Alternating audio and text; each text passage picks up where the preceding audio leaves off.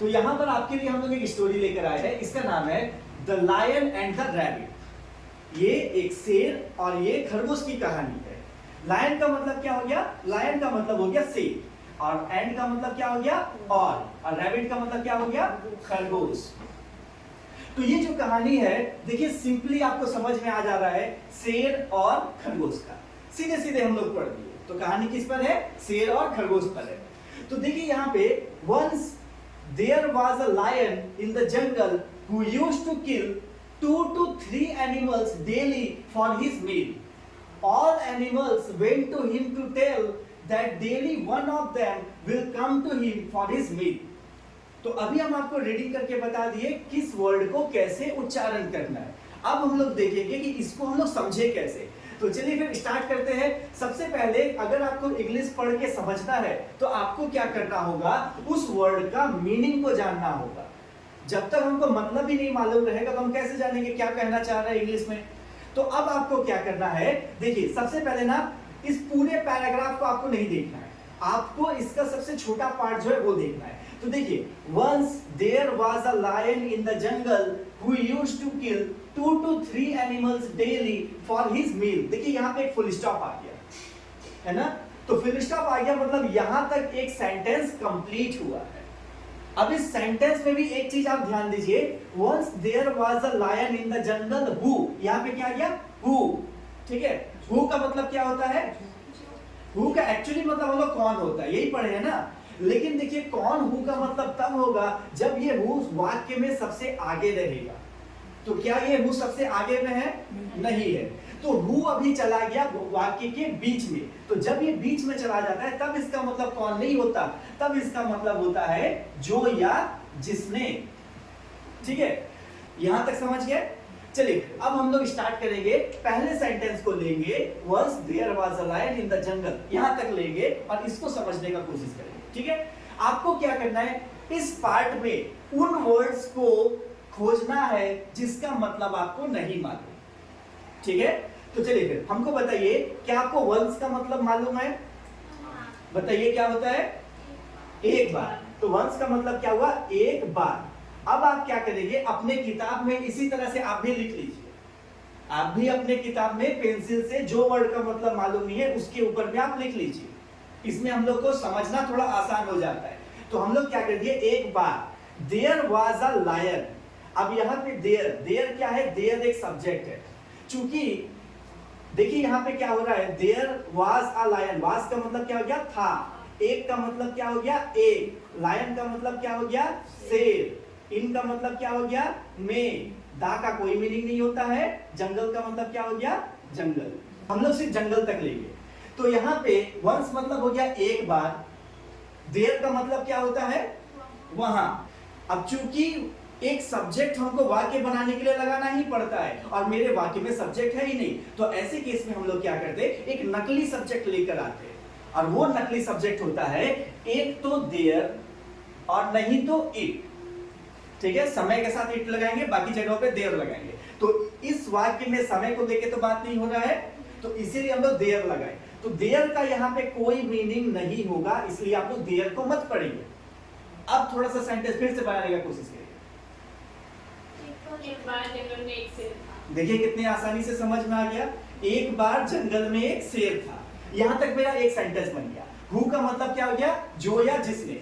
एक बार आप जो के साथ हिंदी बना के देखिए क्या बन रहा है, और दूसरा बार आप जिसने के साथ बना के देखिए क्या बन रहा है। जो वाला के साथ बनेगा फिर हम लोग उसको लेकर चलेंगे। हु का मतलब हो गया जो या जिसने। यूज्ड टू, अब यूज्ड टू एक साथ आता है। इस यूज्ड टू का मतलब होता है, हम थोड़ा सा इसको ऊपर लिख दे रहे हैं, जो या जिसने। यूज्ड टू का मतलब होता है किया करता था। किया करता था। क्या किया करता था? किल। किल का मतलब क्या हो गया? मारना। तो किल का मतलब हो गया मारना। किस तरह का मारना? जान से मारना। ठीक है, क्या मारा करता था? 2 से 3। एनिमल्स का मतलब हो गया जानवर। डेली का मतलब हो गया प्रतिदिन। फॉर का मतलब हो गया के लिए। हिज का मतलब हो गया उसका या उसके। मील का मतलब क्या हो गया? दोपहर का भोजन। ठीक है, चलिए अब आप यहां से हु से आगे बनाइए। मेरा सेंटेंस कहां से स्टार्ट होगा? हु यूज्ड टू, मतलब क्या हो गया? जो किया करता था। ठीक है, अब यहां पे देखिए हु यूज्ड टू, जो किया करता था, मीनिंग आ रहा है? आ रहा है कि नहीं आ रहा है? आ रहा है। जिसने किया करता था, मीनिंग आ रहा है?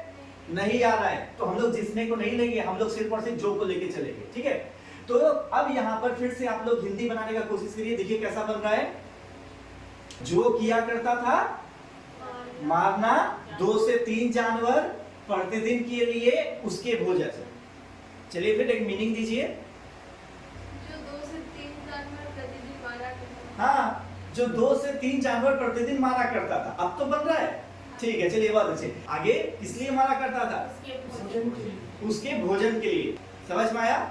चलिए अब आगे देखते हैं। अब यहाँ पे देखिए क्या बोला अगला sentence, all animals well to him to tell that daily one of them will come to him for his meal. यहाँ पे देखिए कॉमा लग गया है ना, मतलब यहां से यहां तक एक सेंटेंस है और यहां से लेके यहां तक दूसरा सेंटेंस है।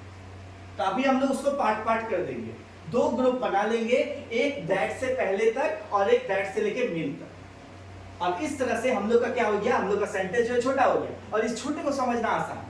ठीक, चलिए अब मीनिंग खोजना स्टार्ट करते हैं। किसका मतलब हमको मालूम नहीं है। ऑल का मतलब सभी, एनिमल का मतलब जानवर, वेंट मतलब गया, टू का मतलब की ओर या पास। फिलहाल अभी हम यहाँ पे समझने के लिए पास लिख दे रहे हैं। ठीक है, हिम का मतलब उसके, टू का मतलब के लिए और टेल का मतलब क्या होता है? बोलना। तो चलिए फिर अब इस पार्ट का थोड़ा सा हिंदी बनाने का कोशिश कीजिए। सभी जानवर गया पास उसके के लिए बोलना, ये हम लोग का हिंदी आया। अब इससे एक सेंटेंस बन गया। सभी जानवर बोलने के लिए उसके पास गए। हाँ, तो देखिए कितना अच्छा तरह से बन गया। सभी जानवर बोलने के लिए उसके पास गए। अब क्या बोलने के लिए गए, आगे पढ़ते। दैट का मतलब क्या हो गया?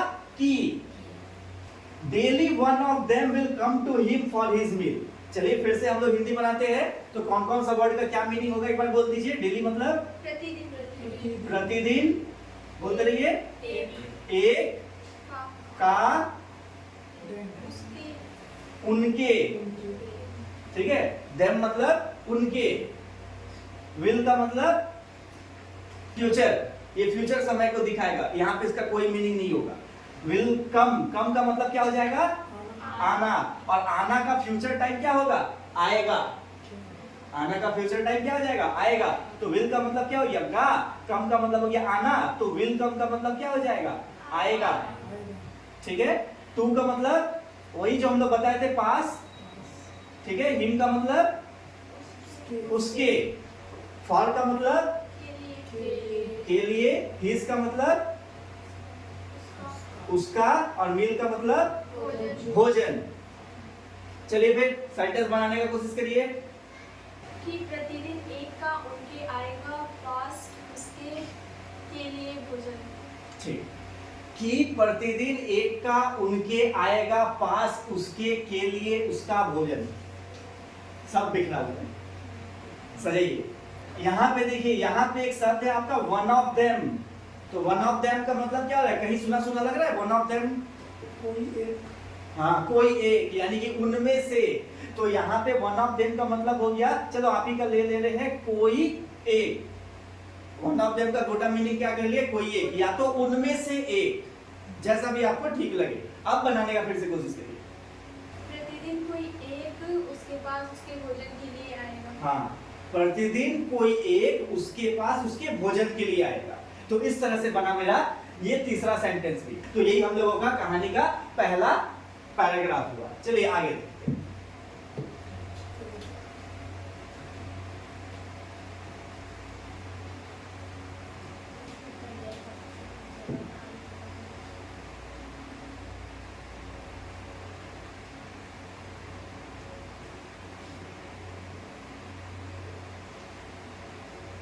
तो हम लोग का कहानी का मोरल क्या हो गया? देखिए, एक जंगल में एक शेर रहता था जो 2 से 3 जानवर प्रतिदिन अपने भोजन के लिए खा जाता था। तो इसीलिए जंगल के जितने भी प्राणी हैं वो लोग सोचते हैं कि हम लोग अगर 2 से 3 जन अगर हर रोज जाते रहे तो जंगल में जो जानवर है बहुत घट जाएगा। तो इसीलिए हम लोगों को क्या करना है, ऐसा करते हैं कि हम में से कोई एक जानवर इसके पास जाएगा इसके भोजन के लिए। ठीक है, तो ये हो गया हम लोगों का कहानी का ओवरऑल सार, जो हम लोग का पहला पैराग्राफ का मीनिंग था। अब देखते हैं आगे यहाँ पे क्या लिखा है। So the lion agreed and this started going for many days. One day it was rabbit's turn. When he was on his way, he saw a well.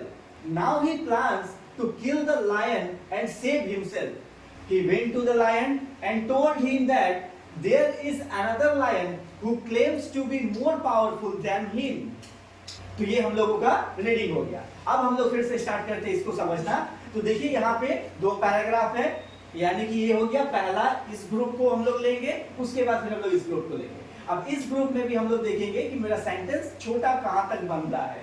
तो so the lion agreed and this started going for many days. देखिए यहाँ पे and लग गया है ना, मतलब यहाँ से लेके यहाँ तक मेरा एक सेंटेंस हुआ और यहाँ से लेके यहाँ तक मेरा दूसरा सेंटेंस हुआ।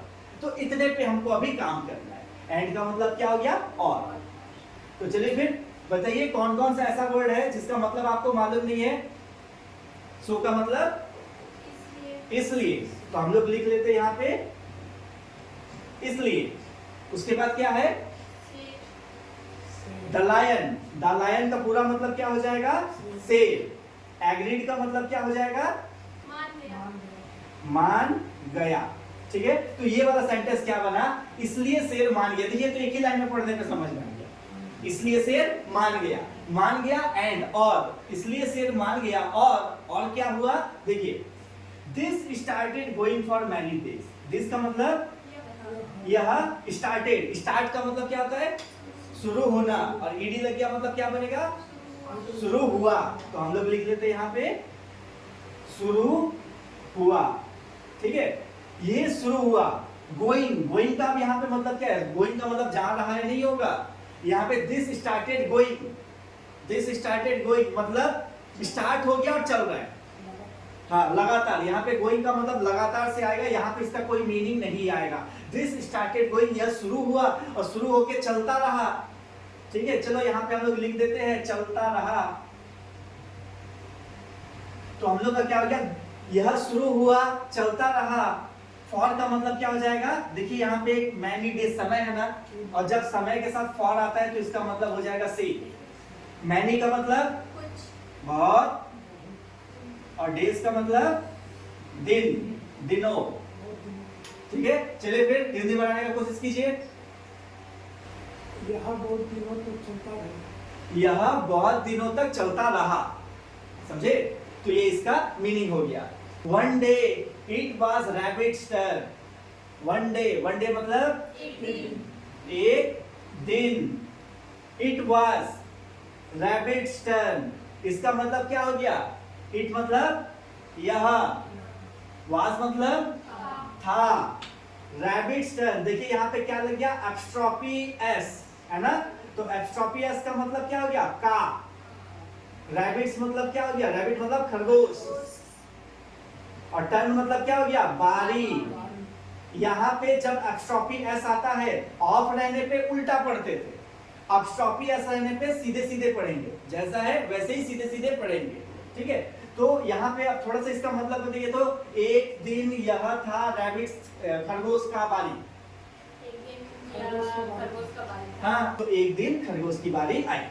When he was on his way, when मतलब क्या हो गया, जब। When he, वह, था, was मतलब था, on मतलब पर, his मतलब उसका, way मतलब रास्ता, he का मतलब वह, बोलते रहिए। सौ का मतलब देखा, ए का मतलब एक, और वेल का मतलब कुआं। ठीक है, तो जब वह था पर उसका रास्ता, वह देखा एक कुआं।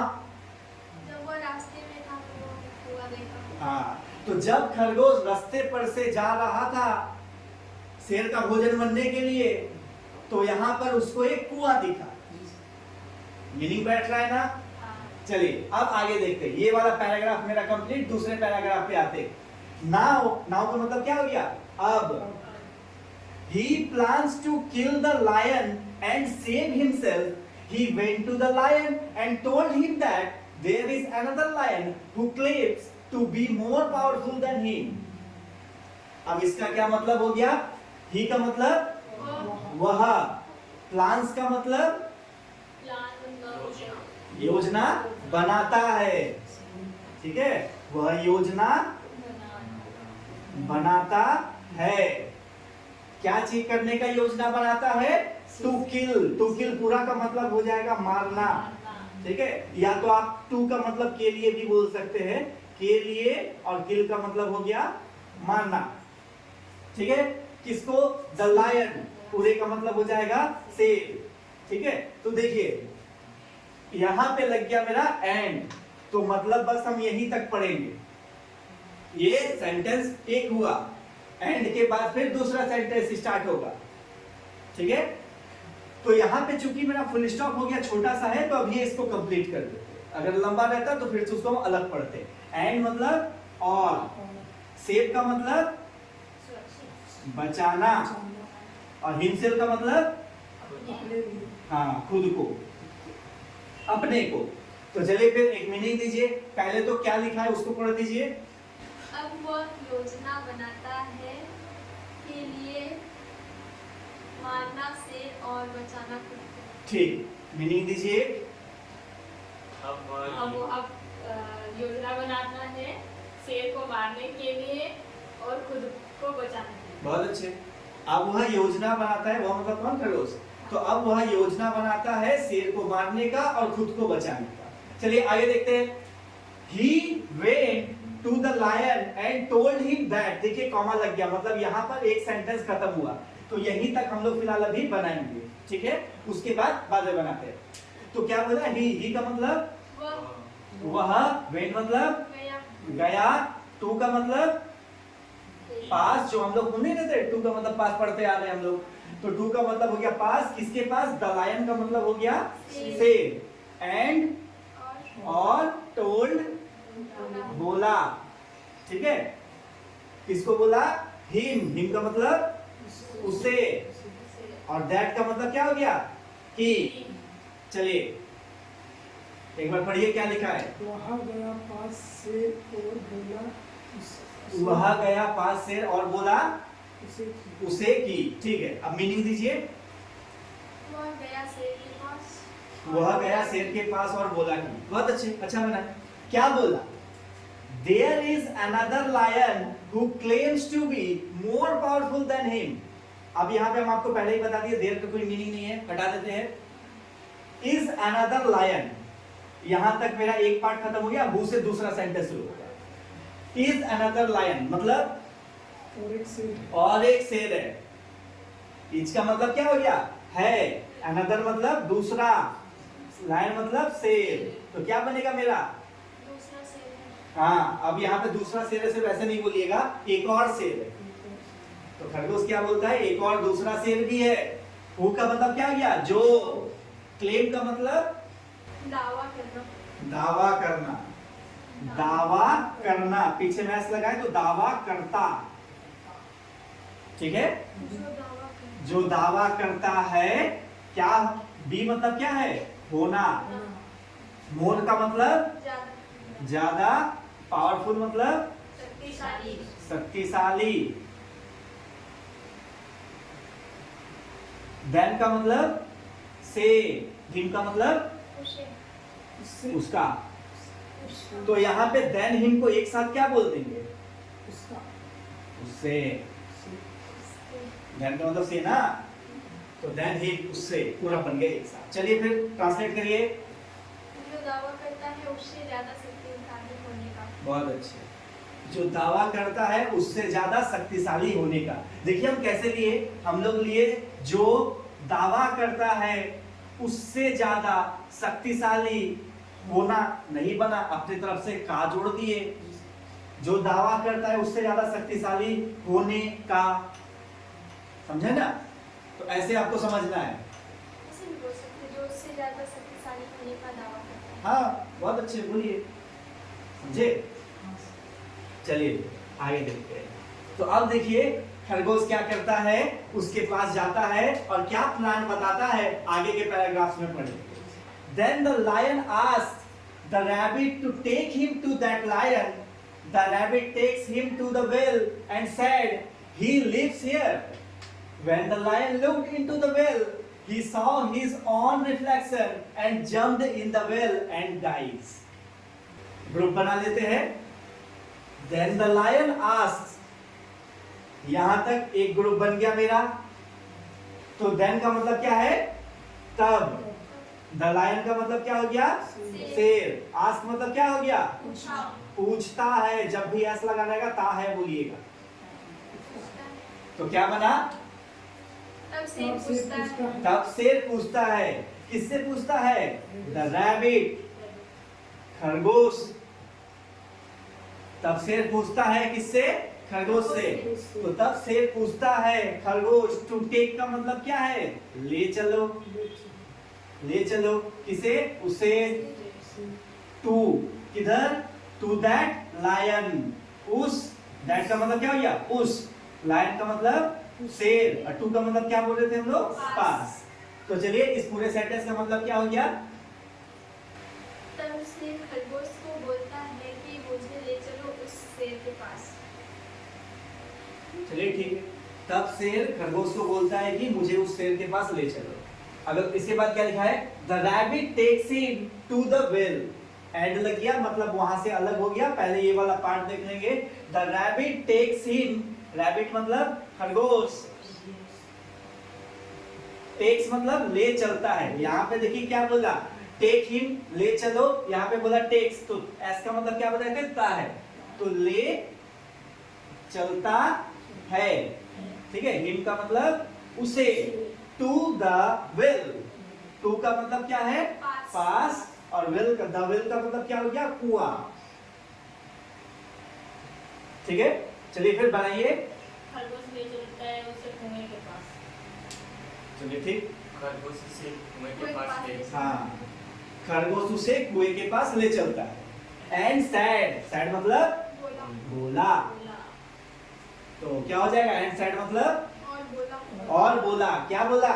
ही, वह, लीव्स। रहता है। बहुत अच्छे, याद रखिए आप लोग। रहता है, हियर मतलब यहाँ। यहाँ। Full stop. चलिए ट्रांसलेट करिए। और बोला वाह। वो यहाँ रहता है। हाँ, और बोला वह यहाँ रहता है। व्हेन का मतलब जब। द लायन, शेर, लुक्ड मतलब क्या हो जाएगा? देखा। देखा। इन द वेल, इनका मतलब क्या हो गया? में। द वेल का मतलब कुआं। ही, वह, सॉ देखा। हीज, उसका। ऑन अपना। रिफ्लेक्शन परछाई। एंड और जम्प्ड मतलब कूदा। इनका मतलब में। द वेल का मतलब कुआं। एंड का मतलब और। डाइस का मतलब फिर मर जाता है। ता है। क्या बोले थे? मर जाता है। इसीलिए आप लोग को बोलते हैं वीडियो को फिर से बार बार देखिएगा। चलिए फिर ट्रांसलेट करिए। जब से यहाँ पे लूड का मतलब आप लोग झांका भी बोल सकते हैं। बूढ़ी और आप लोग करती है। जब शेर कुआं में झांका, वह देखा उसका अपना कसम। बहुत अच्छे, आगे बढ़िए। और कूदा। ये कूदा। और कुएं में कूदा और मर गया। बहुत अच्छे। देखिए हम कैसे सोचेंगे और कैसे पढ़ेंगे। हमको सारा का हिंदी तो समझ में आ ही गया। तो देखिए, जब शेर कुएं में झांका, उसने अपना परछाई देखा और कुएं में कूद गया और मर गया। देखिए हम देखते भी जा रहे हैं उसको दिमाग में प्रोसेस भी करते जा रहे हैं और फटाफट से उसका एक मीनिंग को बनाते हुए आपको बताते भी जा रहे हैं। ऐसे पढ़ना है, ये प्रैक्टिस से ही पॉसिबल होगा। समझ में आया? चलिए फिर एक बार पूरे पैराग्राफ को आप लोग बिना देखे समझिए।